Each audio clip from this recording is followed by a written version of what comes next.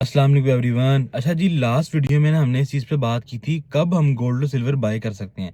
अब देखिए, हमने बाय तो कर लिया, अब सेल भी तो करना होता है ना कभी। तो आज मैं आपको ये बताऊंगा कि किस टाइम पे, कौन सा ऐसा टाइम है जिस टाइम पे आप सेल करेंगे तो आप दोबारा अच्छे टाइम पे बाय भी कर सकेंगे और आपको प्रॉफिट भी होता रहेगा और आपके पैसे कंपाउंड होते रहेंगे। तो हम उस चीज़ पे बात करेंगे, लेकिन सबसे पहले कि हम उस चीज़ पे बात करें, मेरी आपसे ये अपील है कि चैनल नया है, इसको रीच नहीं मिल रही है, लोगों तक अच्छी बातें नहीं पहुंच पा रही हैं, तो आपसे ये रिक्वेस्ट है कि काइंडली लाइक, फॉलो, सब्सक्राइब लाजमी करके जाइएगा ताकि और बहुत सारे लोगों का फायदा हो सके।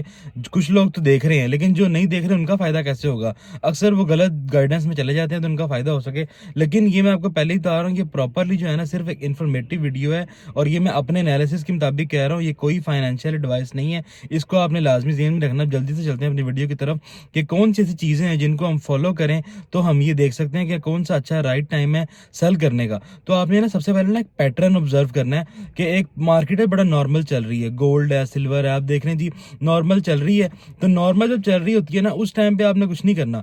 आप देख रहे हैं जी एक मार्केट है, वो पिछले कुछ टाइम से ना एकदम से उसने पैटर्न चेंज किया है। वो पहले नॉर्मल थी 50, मतलब कि अगर गोल्ड देख लें तो $20-25 का फर्क आ रहा था नॉर्मली, लेकिन एकदम से आप देख रहे हैं $50, $100, $150 का फर्क आ रहा है और वो कंसिस्टेंट जंप्स मारी जा रहा है, मतलब ना ऊपर की तरफ जाई जा रहा है। तो वो ना एक थोड़ा सा जो है अलार्मिंग टाइम होता है उसका एनालिसिस ज़्यादा अच्छे से करने का, कि अब जो है ना वो टाइम करीब ही आने वाला है जिस टाइम पे ये क्रैश होने वाला है। इस दफ़ा ही अगर आप देख लें, अब थोड़ा सा जो अभी थोड़ा टाइम पहले, तकरीबन 2-3 हफ्तों पहले हुआ है, उसमें क्या हुआ है कि पहले वो नॉर्मली बढ़ रहा था, 4200 पे था, फिर थोड़े टाइम बाद 43 पे गया, 4350 पे गया पर आउंस पे। लेकिन एकदम से ना फर्क आना शुरू हो गया, 45, 46, 48, 49, 5100, 5200, एकदम से 5600।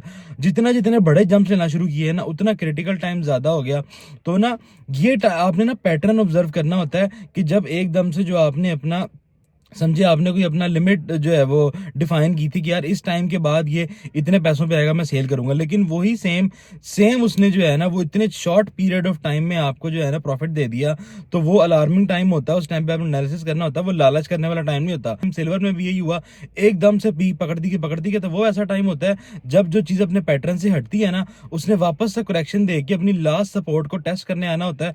तो वो टाइम होता है एनालिसिस करने का। उस टाइम पे जो है ना जब वो पीक पे जो है सेल करें। क्योंकि बहुत सारे जो बड़े बड़े इन्वेस्टर्स होते हैं ना, जैसे बैंकिंग सेक्टर, बहुत सारे ऐसे लोग, उन पे भी बड़ा प्रेशर आया होता है कि लोग अपना पैसा वहां से निकाल के और जो है ना दूसरे इन इन मटेरियल्स में डालेंगे, फिर बड़े बड़े इन्वेस्टर्स सेल कर देते हैं और अपना सारा प्रॉफिट बुक कर लेते हैं। तो इस चीज को आपने लाजमी याद रखना है। उन लोगों को तो फायदा हो जाता है, हम जैसे लोग लालच में मारे जाते हैं।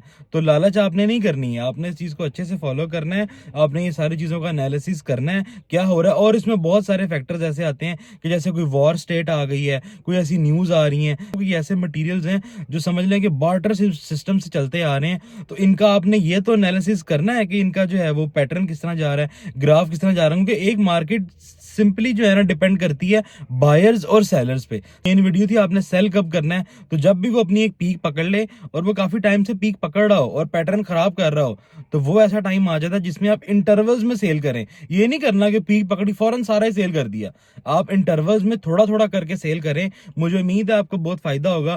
फिर उसके बाद जब दोबारा करेक्शन आए, फिर उसके बाद जब बहुत ज्यादा थोड़ी थोड़ी करेक्शन के बाद नीचे आता रहे, आपने तो पीक पे सेल किया ना, तो जैसे थोड़ी स्लो प्राइस मिले आप ले लें, आपने जितना सेल किया उतना तो वापस इकट्ठा कर लिया, ऊपर आपको प्रॉफिट आ गया। अब आप उस प्रॉफिट को या तो एंजॉय करें या उसमें और ज्यादा आप बाय करके अपने पैसों को कंपाउंड करें, फिर वो और बढ़ेगा, इस तरह आप और लेंगे फिर सेल करेंगे। तो आपने समझ लें कि अगर इतनी अमाउंट से लिया था, वो आहिस्ता आहिस्ता अमाउंट बढ़ने लग जाएगी। क्यों? क्योंकि आपको एक्स्ट्रा प्रॉफिट आ रहा है, आप सेम वही प्रॉफिट बार बार इन्वेस्ट कर रहे हैं। तो ये तरीके का आ रहा है। बाकी हम इसके ऊपर और वीडियोस भी बनाते रहेंगे, तो आपने इस चीज को लाजमी फॉलो करना है, इसको देखना है। मुझे उम्मीद है आपको बहुत फायदा होगा और इसका एनालिसिस किए बगैर आपने नहीं करना और इंटरवल्स में करना है, ताकि आपके बड़े पैसे ज़ाया होने से बच जाएं। इस चीज़ को फॉलो करेंगे, मुझे उम्मीद है फायदा होगा। और ये कोई भी फाइनेंशियल एडवाइस नहीं है, इन्फॉर्मेटिव वीडियो है। तो इसको लाजमी शेयर करें, सब्सक्राइब करें, ताकि आपके साथ साथ बहुत से लोगों का फायदा हो सके। Thank you so much. मैं हूं अब्दुल्ला और आप देख रहे हैं सोच अब्दुल्ला।